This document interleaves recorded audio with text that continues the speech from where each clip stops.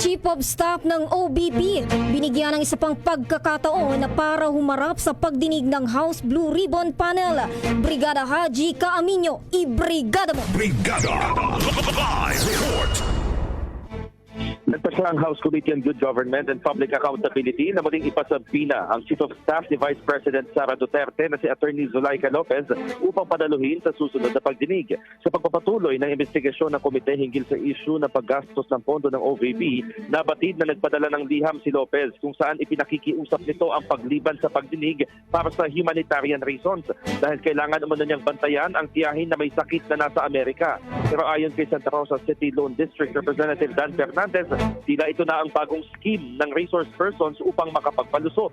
Nakakalito umano ang sulat at halatang umiiwas lang sa investigasyon ng opisyal dahil maaari namang ibang tao na lang ang mag-alaga sa kaanak sa Estados Unidos.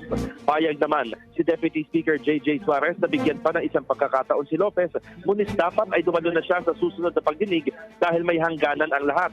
Samantala, hindi naman napahintulutan na magsalita sa ikalimang pagdinig ang tumatayong kinatawan ng OVP, partikular ang Legal Affairs Division Chief na si Attorney Emily Rose Torrentira.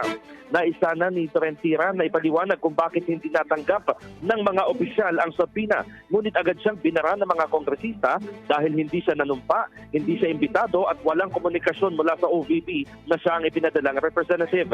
Dahil dito, nagmosyon si Representative Joseph Stephen Paduano na palabasin sa People's Center ng Kamara ang naturang abogado. In the heart of changing lives, ito si Brigada Haji Caaminio ng 105.1 Brigada News FM Manila, the Music and News Authority. Rapido, Brigada Balita Nationwide.